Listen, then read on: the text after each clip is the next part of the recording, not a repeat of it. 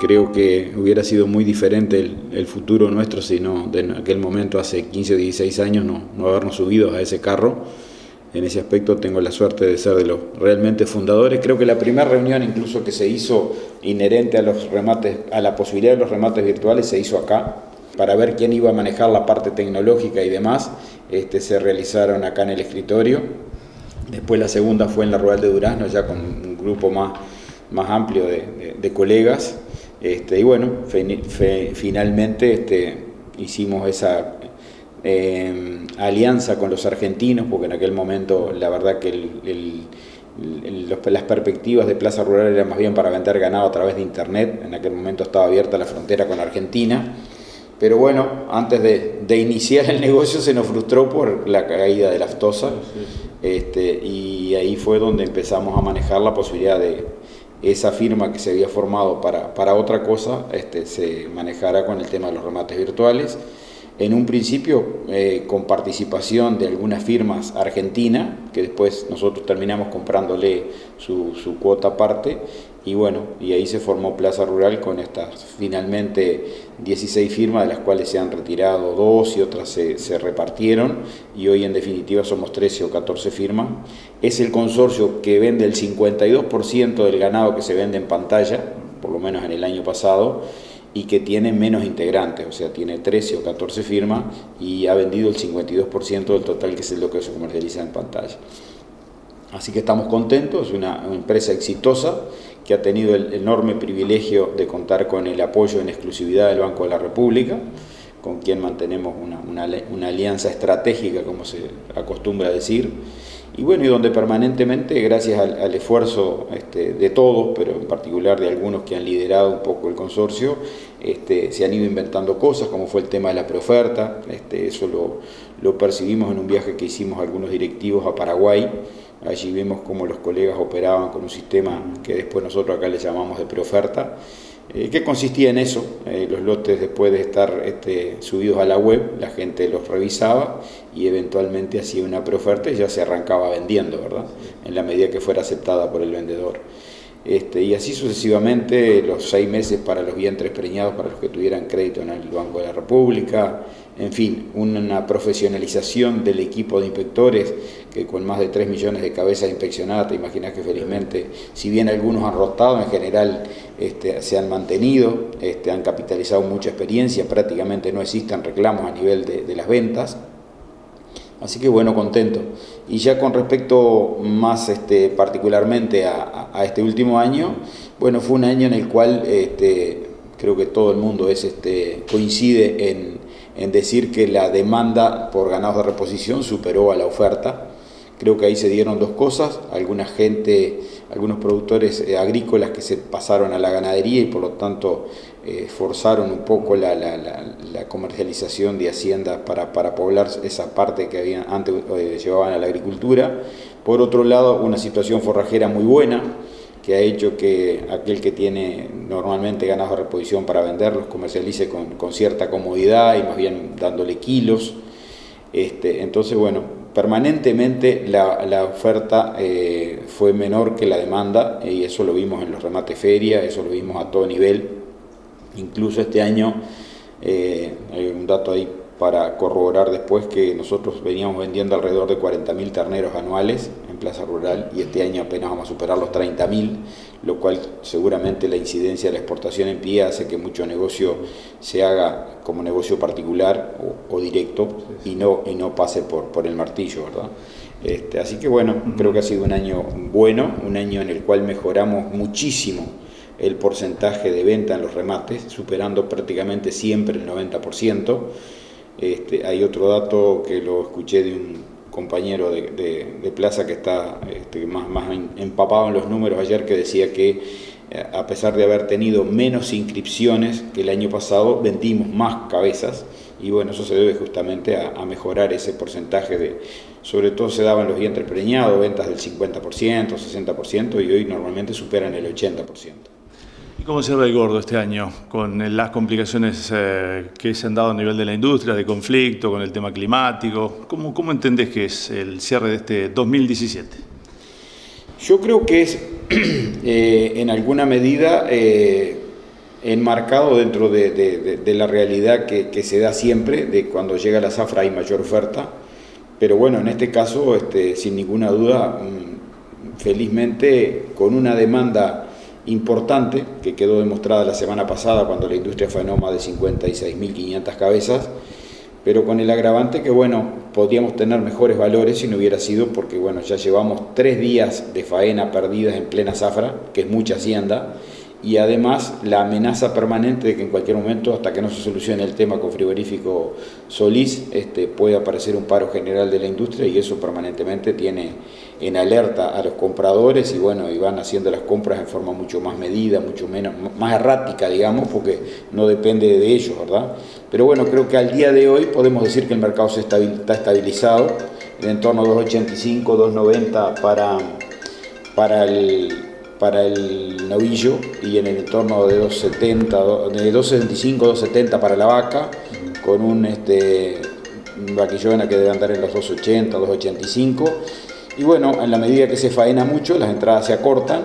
Yo auspicio que si se soluciona el tema gremial y si tuviéramos la suerte que caiga un golpecito de agua, seguramente enero vamos a arrancar mejor, no sé si con una suba interesante, pero con un mercado más firme, más dinámico, con entradas más cortas, lo cual realmente creo que es importante porque en definitiva hay un remanente de ganado sin comercializar que justamente por estos 3 días de faena que se le quitaron al mercado ocurrió, ¿no?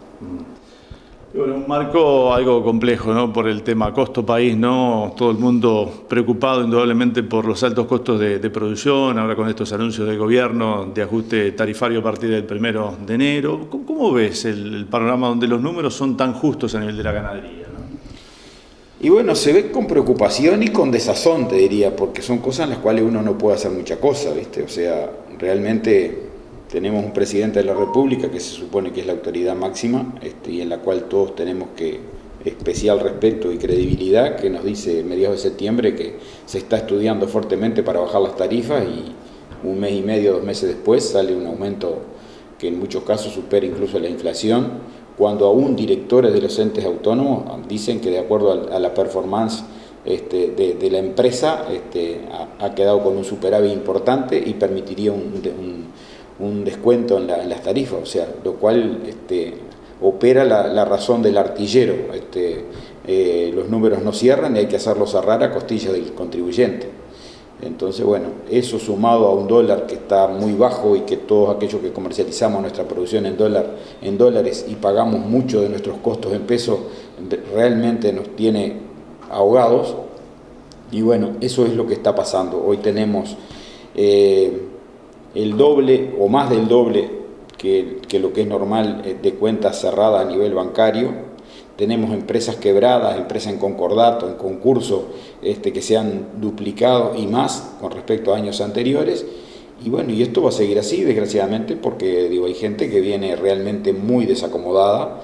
Creo que en la parte agropecuaria no fue más grave porque el clima dio una gran mano, pero bueno, eso es una cosa que no siempre se puede dar así. Lo normal es que el clima sea también errático y nos dé, después de darnos una bonanza, nos da un palo. Así que realmente lo vemos con preocupación porque no le vemos al corto plazo una solución. El país está con un déficit fiscal que supera el 3,5% y eso es irresistible. En buen romance y para que entienda todo el mundo, el país está gastando mucho más de lo que puede y eso se está financiando a costillas de los contribuyentes. Y bueno, y después estas cosas que vemos, ¿no? Incluso a nivel municipal, lo que estaba para pasar con el subsidio, se habla que hay más del 50% de los vehículos que andan en la calle que no pagan la patente, y entonces no encontraron mejor solución que darle 70 cuotas para que acomoden las cosas, entonces castigando al que se hizo el esfuerzo para pagar el contado, haciendo que la gente en definitiva tome por norma no pagar, total después arreglan. Y bueno, y con cosas que son totalmente injustas, o sea, aforos de propiedades y de vehículos que están totalmente sobrevaluadas, o sea, pagando tributos por un valor que no existe. Cualquiera que tenga un auto y lo salga a vender hoy, de pronto vale 10 y la intendencia lo tiene, o el subsidio, mejor dicho, lo tiene tasado en el doble. Entonces creo que realmente hay una serie de injusticias que no le vemos solución. El Estado se sigue agrandando, cada vez son más los empleados. Yo pongo un caso siempre de ejemplo que me parece que es bien gráfico. Por ley se decretó que el 1% municipal se le iba a devolver al productor. Creo que la mejor forma y la más sencilla es no cobrárselo. No, sigue armado un aparato en la Intendencia para que todo el mundo vaya a pagar el impuesto. Se creó en el BPS otro para que reciba lo que trae la Intendencia, y en el medio andamos nosotros a ver si realmente la Intendencia transfirió al BPS eso. Entonces, bueno, yo creo que no hay otro argumento para manejar eso que el hecho de que, en primer término, el Estado se quede con el dinero, no lo largue al mercado, y en segundo lugar, generar puestos de trabajo artificiales que después pagamos todos, ¿no? Generando entonces burocracia y más gasto a nivel del Estado, que bueno, después se traduce en aumento de costos para el sector productivo. ¿Y cómo se sale en la empresa, en la interna, de esta coyuntura que, bueno, parece el marco no ser fácil de corregir por todas esas cosas estructurales que parecen no tener un cambio, porque políticamente tampoco parece haber voluntad para lograrlo? Hay que aumentar la productividad. Hay productores que, bueno, hoy están levantando restricciones en ese aspecto y, bueno, están pasando de esos menos de 70 kilos de carne por hectárea a duplicarlo o a triplicarlo con sistemas más intensivos, pero a su vez tiene el tema costo, el tema manejo de personal. Digo, ¿cuál es la clave para salir en la interna, en la empresa, en una coyuntura de estas? Y bueno, yo creo que eso depende un poco de cada empresario, ¿no? Hay empresas que sin ninguna duda tienen mucha capacidad para crecer, y la verdad no garantizo que el producir más redunde en mejores números. Seguramente va a redundar en más complicaciones, porque para producir más hay que invertir más, hay que tener más personal, y eso lamentablemente en un escenario donde lo que se sobreproduce no se premia, o se premia en desproporción a la inversión y al esfuerzo, siempre es un mal negocio. De todas maneras, algunos que ya emprendimos ese camino de tratar de producir mucho y de tener tecnología y tener cosas muy afinadas, como es el caso personal nuestro, y es muy difícil, porque nosotros el ejercicio pasado, cerramos con 270 kilos de carne producida, cuando la media en el país no llega ni a los 100. Y tuvimos una cosecha de soja beneficiada por el clima que anduvo casi en los 3.200 kilos, grano seco. Hicimos una venta razonablemente buena. Entonces digo, realmente, ¿cuáles pueden ser las perspectivas para este año? Cuando la soja seguramente no va a valer lo que valió, cuando el clima no nos va a dar la mano que nos dio. Entonces es muy difícil, depende de cada empresa. Yo, en verdad, lo que estoy tratando de hacer es no hacer ola, o sea, estar lo más quieto posible, tratar que los problemas que andan en la calle, más allá de perder alguna venta tratar de arriesgar lo menos posible, atendiendo siempre a los clientes y tratando de que las cosas salgan, pero creo que lamentablemente el gobierno nos está poniendo una plancha en el pecho, en la cual hemos perdido el incentivo para trabajar, para hacer más, y todos tratamos de conservar lo que tenemos y esperar a ver si esto en algún momento se encarrila y se acomoda. Acá hay cosas que como te decía recién, si la Cámara de Comercio, si la Cámara de Industria, si todo el mundo pide que el costo país hay que bajarlo, que el precio del dólar tendría que tener otro guarismo, y el gobierno nos sale con una suba de prácticamente todos los rubros, los más importantes, el combustible, la energía, hasta el agua, de valores que realmente están. Y la otra que no entiendo es, hay una amenaza real para el sector obrero, de lo que es la informática, de lo que es la tecnología. En ese achicarse, en ese quedarse quieto que tenemos las empresas, hay una decisión de tratar de reducir personal, de reducir gastos, no solo porque los sueldos puedan ser demasiado grandes, que ojalá la gente pueda ganar más, sino más bien porque también hay un costo de impuestos sobre el obrero que tú tienes, que es muy caro. Y bueno, y sin embargo vemos al obrero ensoberbecido, hablando de oligarcas, tratando de generar cosas que yo creí que estaban totalmente perimidas y que eran de la época cuando yo era estudiante, que se hablaba de la oligarquía y de esto y del otro.